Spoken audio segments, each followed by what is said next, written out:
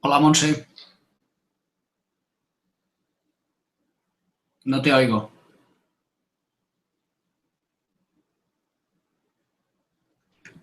Ahora deberías oírme. Ahora sí. ¿Qué tal? Muy bien, ¿y tú? Bien. Sí. A ver si Nick dice algo.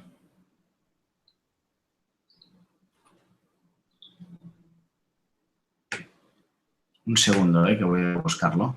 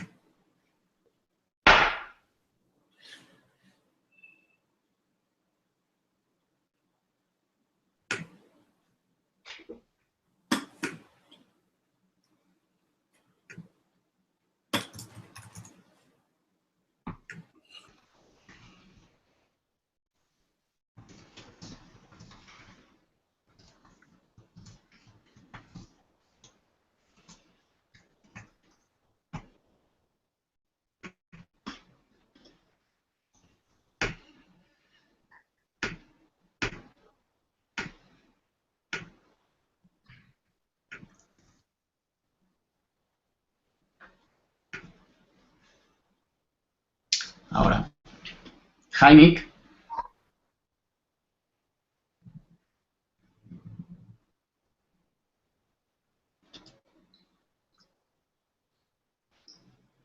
Nick.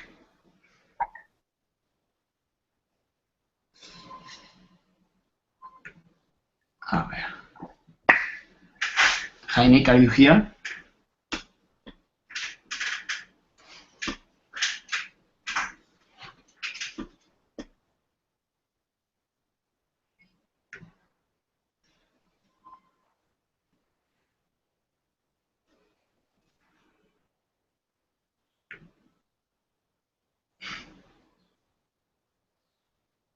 Nick, I think it's a... Espera.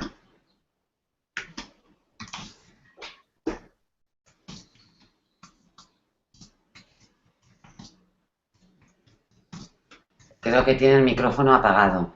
Y-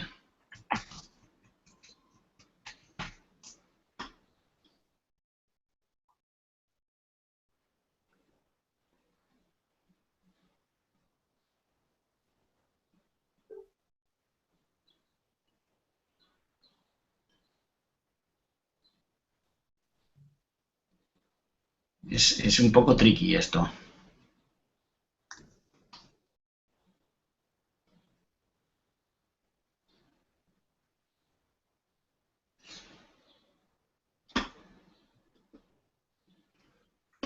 No puede oír nada. Qué raro. A mí Sí. tampoco me escuchas. Hi, Nick. A ti sí me parece. Pero yo no le oigo a él. Your mic is closed. Sí, porque lo pone, ¿no?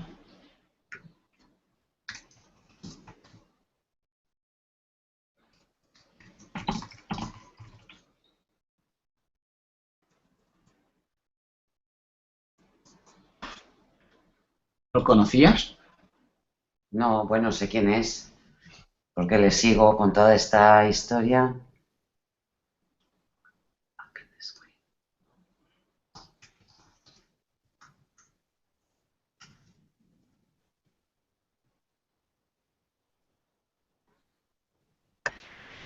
Okay. Hey, Can you hear me? Hi, Nick. Hi. Can you hear me now? Yes. Okay, great. Sorry, I don't know what I was pressing unmute all the time and it was stuck. I don't know why. okay. Okay. No Hi, problem. this is Montserrat. Hi, Montserrat. How are you? Fine, how are you doing? Okay, not too bad. Tired. All things considered, not too bad. Yeah, exactly.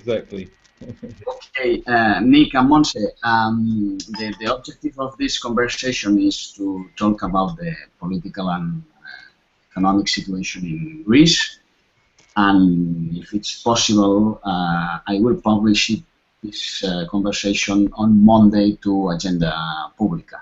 Okay. We try to be we try to do an interview for 5-10 minutes, okay? Not more, because after it's difficult to put on the web. Sure. Okay. Sure. Okay, no problem. Okay, Nick, I will cross post Agenda Pública's interview in the Huffington Post. Okay. Okay? Yeah, no problem. Great. So, Mark, you tell us when you start recording. It's now recording. It's now recording. Can we start then? Yeah. All right. Okay, let's start. Yeah. Nick.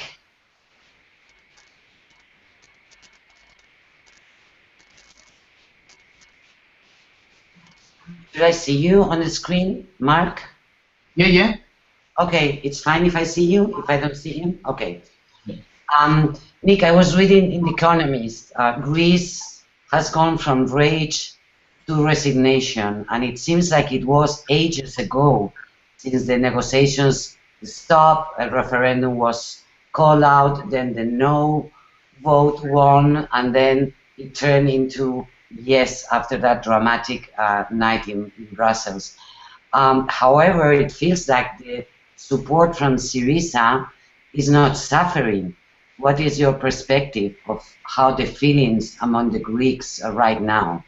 Well, yeah, it's a good question because it's a very difficult situation to explain on the ground. I'll try my best. I think what a lot of people are looking at is of course the referendum, where we got a very emphatic no to the agreement being proposed by the Eurogroup, 61.5%. And within a week or so, we had an agreement which many people believe is worse. And people are wondering, of course, naturally, how can this be accepted? I think the first thing to do is to look at the no vote and to say that this wasn't one unified bloc, that it was a lot of things in this no vote.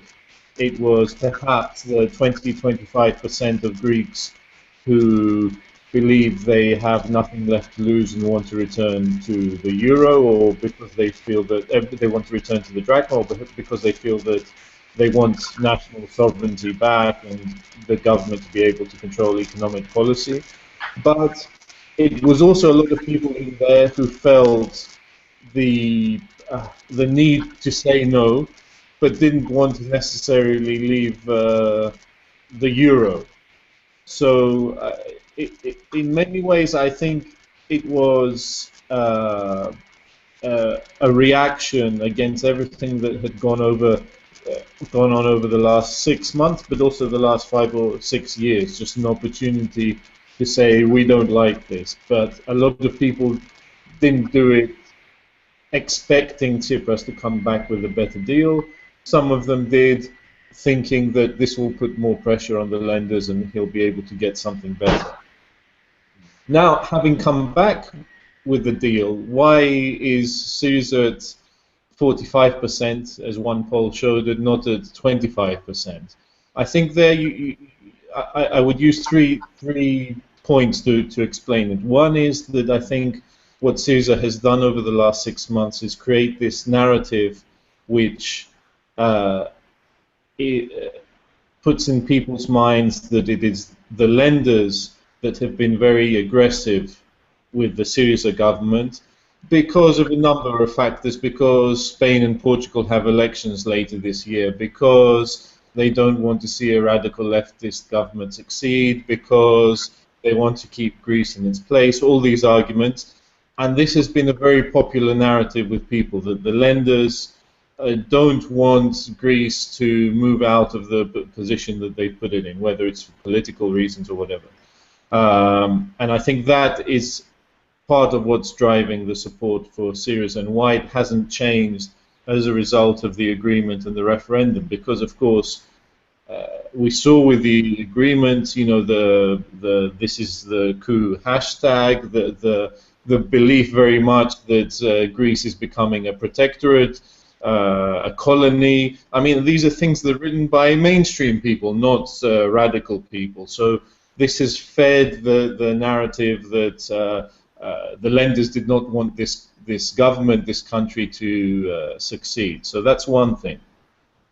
I think the other thing to look at is the domestic political scene, which is where we see the two traditional parties, New Democracy and PASOK, have lost a lot of support, of course, but over the last few weeks, both of their leaders have stepped down. They've changed leaders. New Democracy has a caretaker leader, and it's an indication of the state that they're in, but also the fact that a large part of the Greek public says, okay, it's time to draw a line under the 40 years of government we've had under New Democracy and PASOK and to try something different.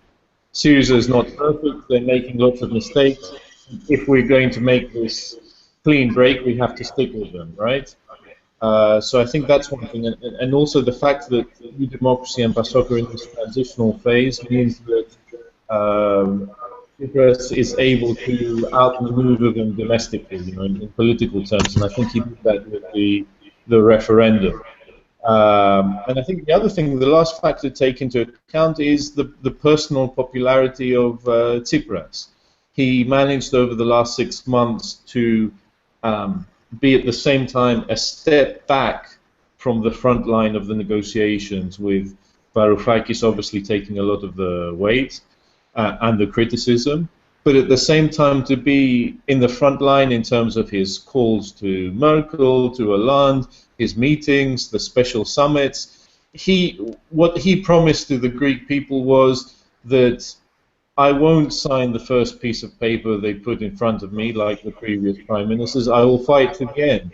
And he's able now to say to people that, look, this is what I did. You know, I tried to take it as far as it went.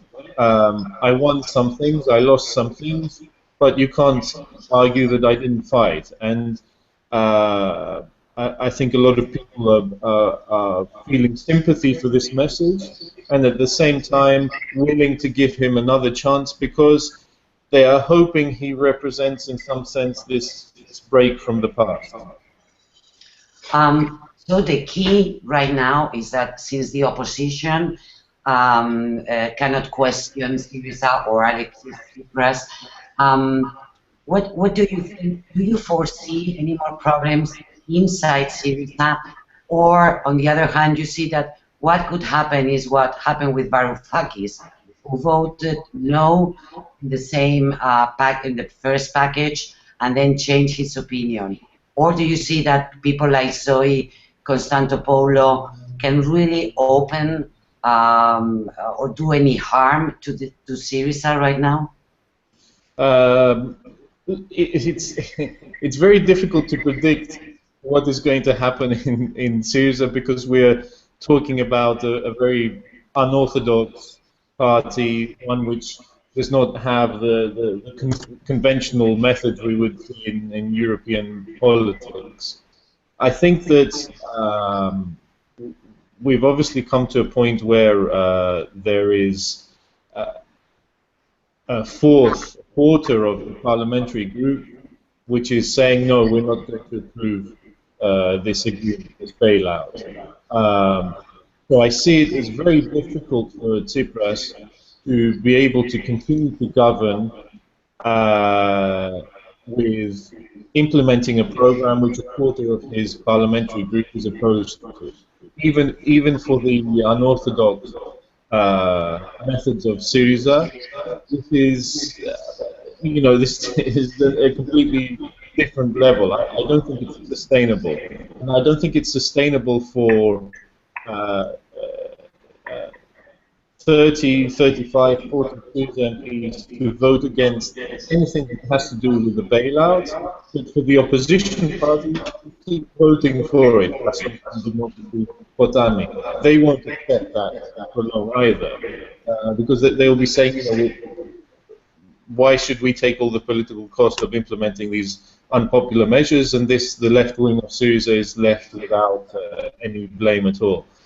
So I think we are coming to the point where there will be some kind of reckoning, there will be some kind of clearing of the air. I think we will see the first phase over the next few days. We have Syriza's political secretary on Monday, the Central Committee probably next weekend. And I think that the logical course now is for Tsipras to see through the negotiations with the lenders over the next few weeks. The third bailout agreed to be passed through Parliament, and for then him to go to a situation where he clears the air with his party, which would perhaps mean a split with the left platform and others perhaps walking out, and then to go to elections. I think it's not certain we'll have elections in September, October, most likely scenario at the moment, and that will be the point where Tsipras splits from those within his party who are not going to support the agreement. I see. So let me, the third question be about the Greek people, because there's a feeling all the analysts are saying that this third bailout is not going to work because it insists in austerity, and there's no way it's gonna put the Greek economy back on road. So how is the people dealing with that? They are seeing the VAT rising. They're going to be all the changes that are required by this bailout package. How do you think they're going to cope with these new measures? Is it going to be easy to deal with? Is there really any chance that Greek economy can recover? I would initially go back to the word you used before about resignation. I think that is more or less the mood at the moment. That we tried for something better, it didn't happen, and now we're stuck with it. We don't really have much of a choice. That's how the majority of the population feels. I think it's significant that the impact of the measures is not felt yet. Yes, we have the impact from capital control and so on, but not from the measures themselves. And that's perhaps one reason why Tsipras might seek to go to elections in September, October, before there is an impact of the measures. Okay, VAT is implemented at the moment, but the truth is that people are spending much less anyway because of the capital control, so they're not feeling the full impact of that. Although it's expected, the estimates are the rise in VAT will cost the average Greek household around €650 a year, so it's a lot. I mean, this is more or less close to a monthly salary for people. So he may try and capitalize on people not feeling the impact of the measures by going to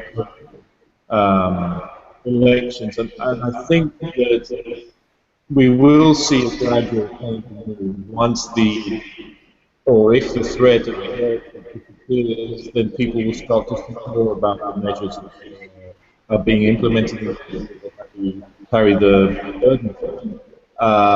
It's interesting that in the first vote in Parliament last week, which was for the first set of prior action lenders were demanding, the government in one night 4.5 billion euros of measures, which is around 2.5% of GDP, and there was nothing, no huge protest, no huge political reaction. So we are in this very strange state now, almost like the hangover after the night before, where people are trying to get their bearings and not really absorbing the full impact of what's being agreed and what has to be agreed, and in a sense just sort of relieved that nothing worse has happened, waiting to see where this is going. But I think that we will gradually see a reaction to this, and I think from the political angle, if from the split within Syriza a pro-Drachma party emerges, I do not expect it to have a huge impact initially, because those favouring Brexit within within Greece have yet to put forward a convincing plan, and I think that will be a problem for them in the weeks to come. But if we do have elections, they're in Parliament, and the programme is being implemented, then I expect support for a Drachma party could grow. I think the only thing that could change the psychology of Greek people is the issue of debt relief. It may not have an immediate impact on the economics of the situation, but in terms of the psychology, in terms of the feeling that finally, after 6 years of having to do what's being asked for us, we get something that we want on the table. They are doing something that we want as well. I think that would be a significant moment if Tsipras can achieve it. So would you say that the Grexit threat is further now than ever? I mean, you really think there would be a chance that either from Brussels or from Germany that situation would come up on the table again, or Grexit is discarded now for a long time? No, I'm still concerned about the issue of Brexit, and I'm concerned because, first of all, for the first time, we have the idea of a Grexit officially recorded on a Eurozone document, which was a Eurogroup before the Euro Summit, which reached the agreement. And I think this is a little, like opening Pandora's box. The idea is out there in an official document, and it's obviously represents the views not just of Wolfgang Schäuble, but others within the Eurozone, and it will be very difficult to contain this idea.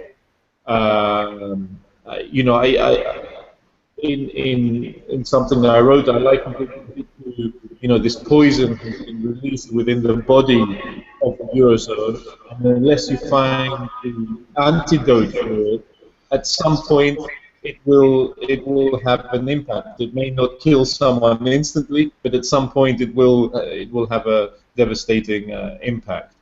And my concern is that if Schäuble and others within the Eurozone are determined, really believe that Brexit is the best thing for the Eurozone, because I'm not convinced of the argument that it's better for Greece as well, but if I think it's better for the Eurozone, they're determined to make it happen. I do not feel that the others within the Eurozone who don't want it to happen have a strong enough voice or will, and certainly Greece is in a very weak position to prevent it happening. And I think that where the dangers lie are in the negotiations over the next few weeks with the representatives of the IMF, the EU, the ECB, and so on who are here. I think that will be a difficult process because it's a lot to do in a very short space of time, and it requires a lot of technocratic capability which this government doesn't have. I mean, Greece doesn't have in general, but the previous governments managed to build up experience and find some people who could help them. This government doesn't have it at the moment. So that's one thing. Then it is a question of implementing the program. And I think that if we're looking for one potential moment where things start to go really wrong, assuming that we can reach an agreement, it's that first moment when the Troika comes to Athens to make the first release. Again, a lot of technocratic capability is needed there, and unless the government is able to build it up, I think they will be struggling. We will struggle with the targets because the economy is expected to shrink somewhere between 2 and 4% GDP this year. We will also struggle with the implementation of the reforms, and I think if there is no closure on the other side, we could very well get to the situation where Croatia and others will saying, look, you see, we told you fantastic things, we're not able to deliver. And then the discussion is very different. All right, Nick, that's a very interesting position. So nothing is written yet. You have to wait. Yes, exactly. I think there is still a lot to be decided over both the next week and the months after that. I see. Okay. All right, Nick. Well, thank you so much. Thank you. Thank you so much to Montse and Nick. I don't know, Nick, if you want to explain something about Macropolis. Yes, of course. 1 minute. Macropolis is a political and economic analysis website set up with colleagues in Greece a couple of years ago. Our aim is really to provide the context of what is going on in Greece, because that's often missed in the general news coverage and the sometimes very restrictive narrative that exists about Greece. And apart from the text that we have, we also produce charts about the latest economic statistics following the developments in Greece. Whatever in terms of economic statistics, we update it in real time, and more than 150 different charts following what's going on with the Greek economy. And it's all done independently. We wanted to do something as our own project, and we're really pleased with the support that we're receiving so far from readers and subscribers. Okay, thank you very much. Tomorrow I will send you the video, okay? Mm-hmm. And if it's possible, I publish it, the video in Agenda Pública on Sunday. Okay? Okay. Thank you so much. Thank you, Mark. Thank you, Montserrat. And Mark, I look forward to seeing you in Athens. Yeah, okay, yeah, for sure. All right. All right. Okay, take care, guys. Have a good weekend. Bye. Bye-bye. Bye.